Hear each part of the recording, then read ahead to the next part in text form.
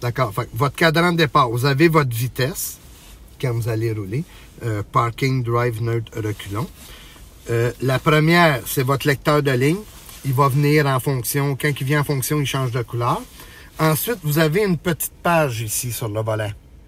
Est-ce qu'on voit bien? Oui. Oui. Je clique dessus, je m'en vais à la deuxième étape. Donc, si je pars du début, on a l'info de conduite qui va être mon info actuelle de ce qui se passe présentement avec ce qu'on va faire avec le véhicule. La deuxième ligne, c'est après la recharge. Bon, ben depuis qu'il a été chargé la dernière fois, il y a eu un trajet de 9,8 km avec 42,2 kWh de demandé en 32 minutes. Là, la moyenne, elle est très haute parce que le véhicule est en fonction, mais on ne roule pas. Quand on va rouler, la moyenne va descendre. C'est pas un chiffre réel pour l'instant. Et vous avez l'info accumulée. Fait qu'il y a un trajet total de 445 avec une moyenne de 27,7 en 10h52. Si on s'en va à l'autre page, qui est la boussole, si vous avez rentré sur votre carte une destination, vous allez avoir ici, il va vous diriger pour vous dire quand tourner à gauche, à droite, directement dans votre vision ici, au lieu d'avoir la boussole. Et dans combien de mètres et tout. Si on s'en va à l'autre page, c'est quand on va rouler, on va avoir la pression des pneus. Et c'est tout pour ça.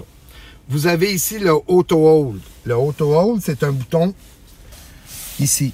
Voyez-vous? Si je le mets en fonction, là, il vient de s'enlever dans l'écran. Et si je le mets en fonction, là, il est blanc.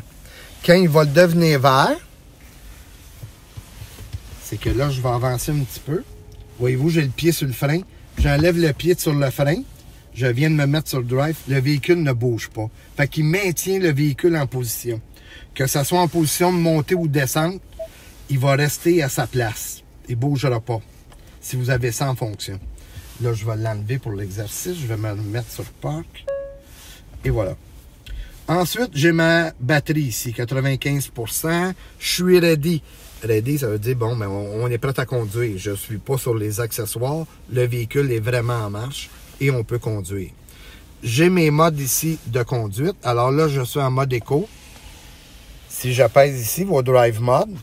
Et là, voyez-vous, je suis allé en mode normal. Ensuite, il y a le mode sport. Fait que éco est inscrit. Normal, il n'y a rien d'inscrit.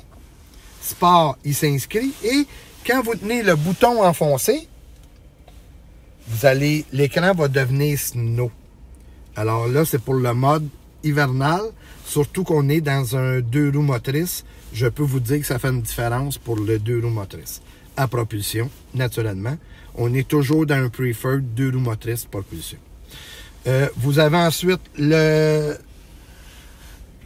température extérieure, moins 4 degrés Celsius. Ma consommation actuelle, le kilomètre d'établi dans le véhicule présentement. Vous avez votre vitesse, j'ai dit, puis il y a votre autonomie ici à droite, là, 280 km.